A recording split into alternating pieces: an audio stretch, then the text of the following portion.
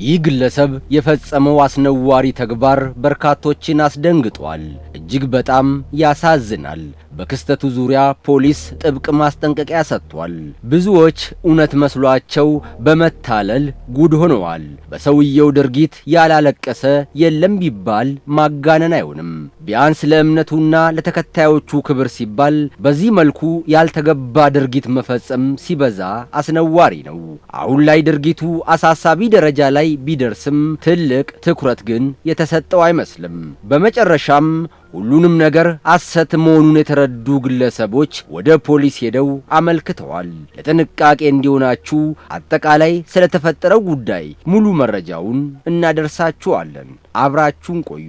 ይህ ዴይ ቱ ዴይ ኢትዮጵያ ነው።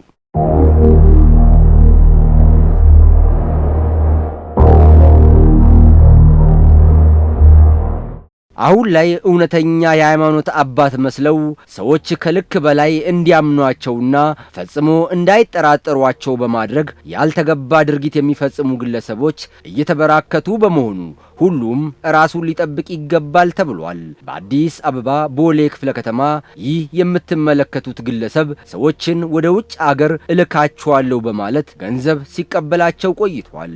የሃይማኖት አባት እንደሆነ ሲነግራቸው ብዙዎች አምነውት ያላቸውን ሁሉ አውጥተው ሰጡት። ነገር ግን ከጊዜ በኋላ ያሰቡት ቀርቶ ነገሩ ሌላ ሆኖ በመገኘቱ ጉዳዩ ፖሊስ ጋር ሊደርስ መቻሉ ተገልጿል። ሃይማኖት አባት ነኝ በሚል የሆነ ሻይ ቤት አገኘችውና በዛ ተዋወቃት። ከዛ አሳመናት ማለት ካሳመናት በኋላ ሙሉ 30 ሺህ ብሩን እንድትሰጠው አደረገ። በሁለተኛ የግል ተበዳይ ደግሞ ከመቀሌ ነው ያስመጣት።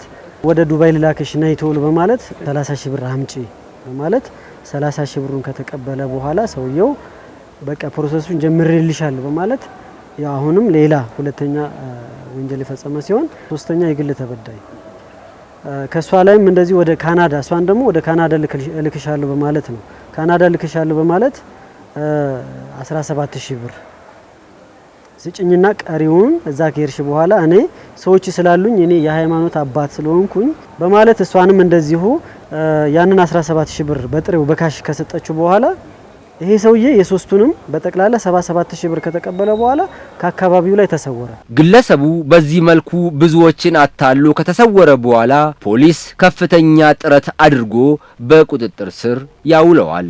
የሰውና የሰነድ ማስረጃዎችን በማሰባሰብ የምርመራ መዝገብ ተደራጅቶበት በአቃቢ ሕግ በኩል ክስ እንዲመሰረትበት መደረጉም ታውቋል። የግል ተበዳዮች ማታለሉ እንደተፈጸመባቸው ሲገባቸው ወደ ፖሊስ ጣቢያ መጥተው አመለከቱ ማለት ነው። ከዛ በኋላ ክትትላችንን ጀመርን። በቁጥጥር አውለን ተጠርጣሪነት ቃሉን ተቀብለን መዝገቡን አደራጅተን በስርዓት ለአቃቢ ሕግ መዝገቡን አጠናቀን ለአቃቢ ሕግ አቅርበን አቃቢ ሕግ መዝገቡን አይቶ ከሶት አሁን በፍርድ ሂደት ላይ በክትትል ላይ ነው የሚገኘው። በተለያየ ጊዜና ቦታ ልዩ ልዩ የማታለያ ዘዴዎችን በመጠቀም ሰዎችን ወደ ውጭ አገር እንልካለን እያሉ የሚያታልሉ ግለሰቦች እንዳሉ ህብረተሰቡ ተገንዝቦ አስፈላጊውን ጥንቃቄ ማድረግ አለበት ያለው ፖሊስ መሰል አጠራጣሪ ነገሮች ሲፈጠሩ ሁሉም ለጸጥታ አካላት ጥቆማ በመስጠት ኃላፊነቱን ሊወጣ ይገባል ሲል ጥሪ አቅርቧል።